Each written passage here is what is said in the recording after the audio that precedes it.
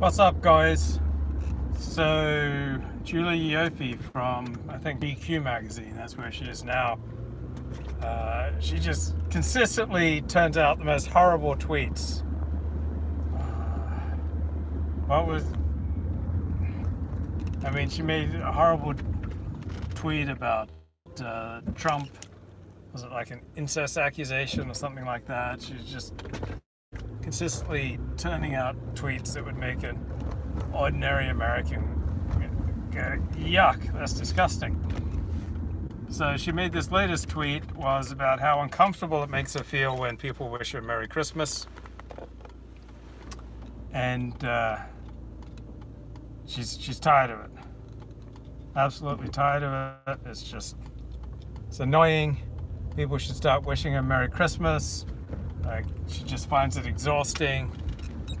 And please stop. I don't want to be included. It's not my holiday. So, in case you don't know, she's a Russian Jewess, pretty much a secular Jew, pretty much probably an atheist Jew.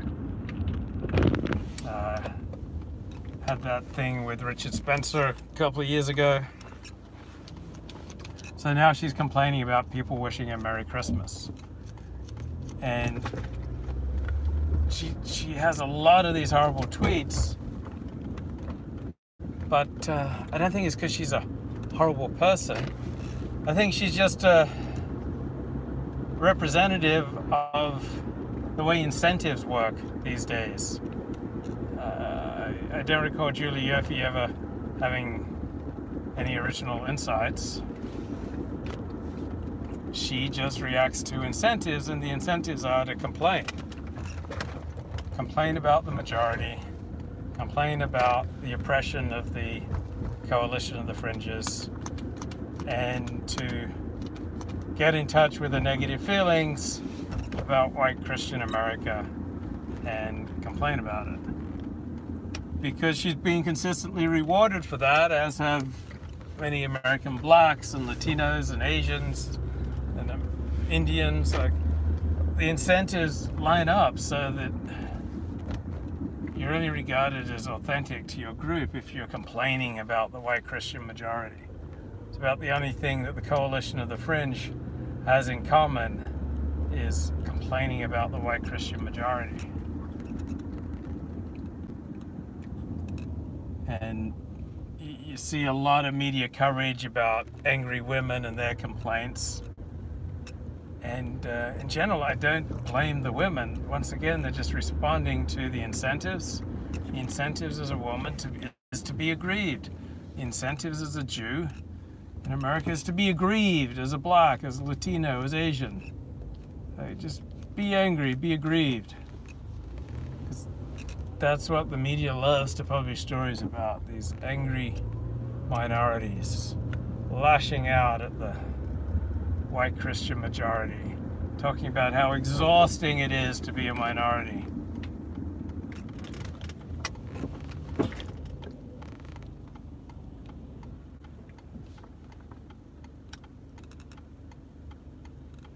If the majority was strong, made it clear that sort of sentiment is not on to express publicly, then there'd be a lot less of it.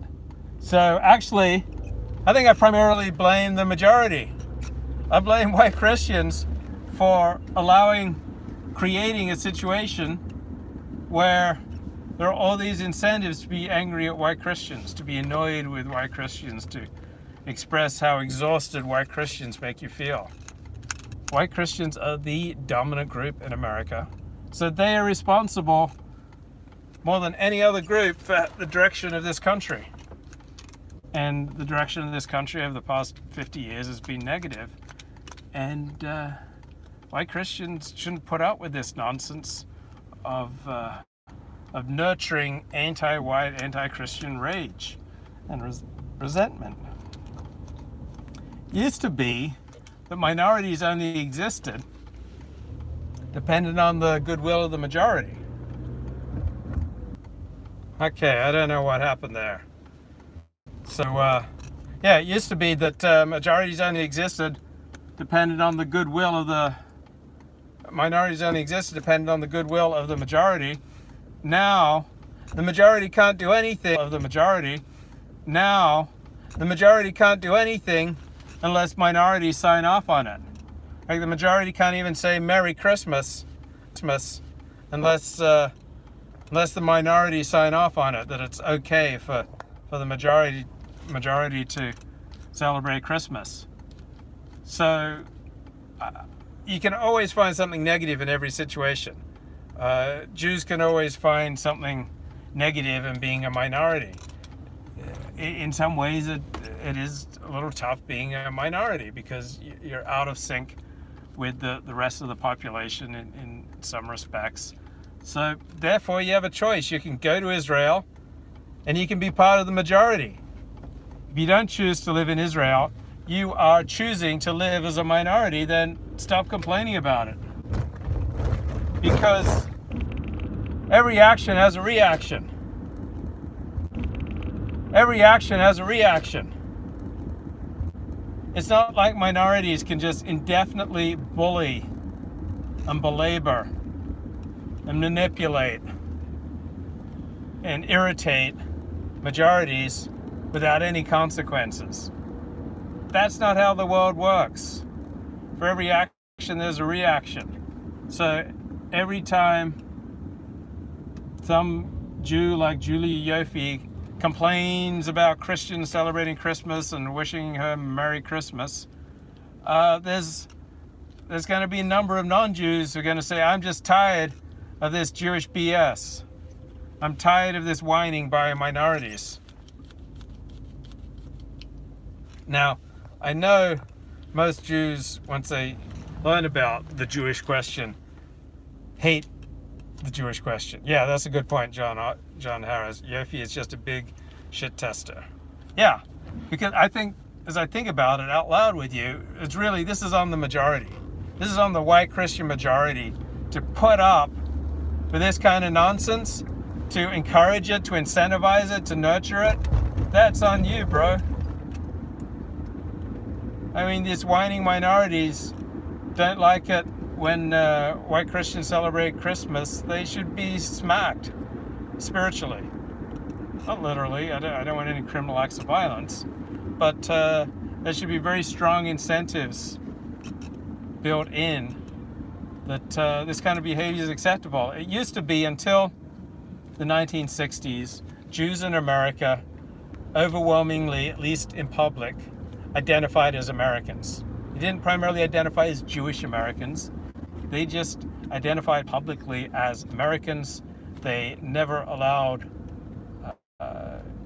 room, evidence, public.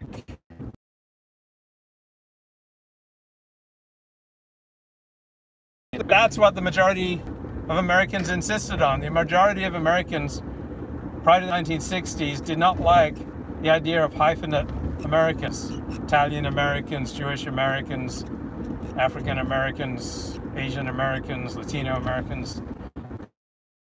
That was the 1960s. The majority would not put up with it, and if minorities tried to pull that crap, the majority would smack them around and let them know it was unacceptable. If you want to be an American, to have any loyalty to any other country, any other ethnic or racial identity beyond American. And then since the 60s, the incentives have gone all warped. It used to be that nobody wanted to identify as a victim. It was shameful. Since the 60s, we've had this massive incentive structure to identify as a victim, to identify as aggrieved about the majority. And it didn't used to be that way. White Anglo-Saxon Protestants used to run this country with an iron fist. Yeah, they allowed in non-WASPs, but they insisted that the non-WASPs abide by WASP morality, WASP customs, WASP norms, that they respect those customs and norms. And that was how America was run until the 1960s. The Anglo-Saxon power structure insisted on minorities behaving according to Anglo-Saxon norms. And now the Anglo-Saxons, by and large, won't even take their own side in a fight. Christians, by and large, won't even take their own side in a fight. Okay, I'm driving down the road here, and some idiot is just parked here, double parked. What the hell are you doing? Just double parked, empty, like empty SUV, just so they can run in and get something from a shop. And I'm pretty sure what kind of group the owner of that SUV belongs to would feel so entitled that they just park their SUV in a traffic lane, run into a shop, traffic backs up behind, but they couldn't care less. Like, Anglo-Saxons would not put up with that crap. But now we've got these more assertive, pushy, rude minorities who just park their car in the middle of a traffic lane for their own convenience so that they can run in and pick up some groceries. It's disgusting. Now, I know Jews by and large hate the Jewish question, and my interpretation of the Jewish question is the majority better off for having a Jewish minority in their country? And I'm sure blacks would hate something called the black question. Is the majority better off for having blacks in their country? And I'm sure Muslims would hate being a question, the Muslim question. Is the majority better off for having Muslims in their country? But here are the facts. Here are the real life facts. If the majority is not better off, if the majority is not by the presence of your minority group in its midst, then the majority has an incentive to get rid of you. And you can protest, oh, that's wrong, it's against the Constitution, it's against the United Nations Charter of Human Rights, we're protected by the Globo Homo complex, we've got the media on our side, we've got God on our side. Okay, you can infinitely delude yourself, but when people face incentives, those incentives shape their behavior. And if you've got a minority that's causing a lot of trouble, is rude, is disrespectful, is a drain on the public purse, is consuming more welfare than they're contributing in tax dollars, or they're disproportionately active in destructive movements, then you're just creating an incentive system for the majority to get rid of you. And okay, I'm a convert to Orthodox Judaism, and I've asked a bunch of Orthodox rabbis, and none of them have told me it's okay to say Merry Christmas.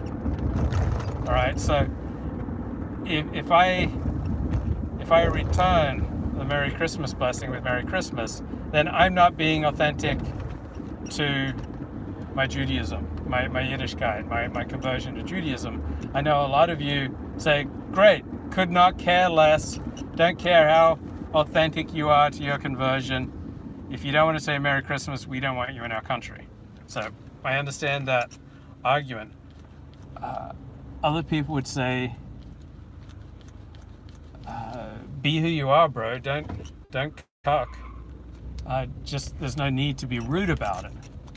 So I don't say Merry Christmas. My personal wish is that I return greetings of Merry Christmas with Merry Christmas. Unfortunately, every Orthodox rabbi I've consulted said, no, you're not allowed to do that. So yeah, it sounds gay. Happy holidays. It's disgusting. So yeah, I'm between a rock and a hard place. So until I get an Orthodox rabbi I respect telling me otherwise, I'm not going to say Merry Christmas. I'm just going to say Merry Coughness. Okay? Merry Coughness to you guys. Have a happy Coughness, a Merry Coughness, and a meaningful Coughness. Have an easy Coughness.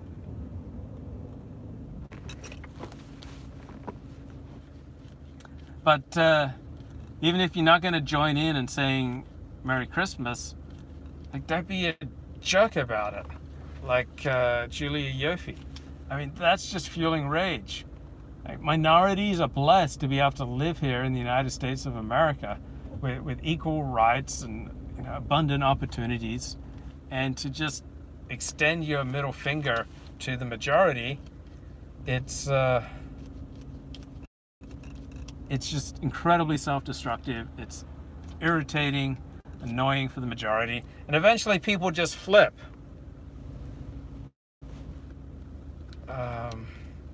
So I know today's Theatre Thursday, and White Christmas is the movie. I could not get through 10 minutes of that movie. I'm sorry. I could not. I am not into musicals. Okay. I'm particularly not into blokes singing and dancing with each other. And I'm not into blokes singing about how much they love some other bloke. I'm not going to watch that kind of, you know, gay stuff.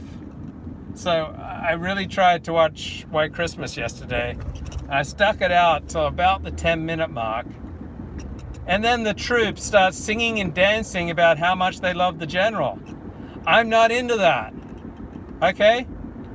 You want to sing and dance about how much you love another bloke. Okay.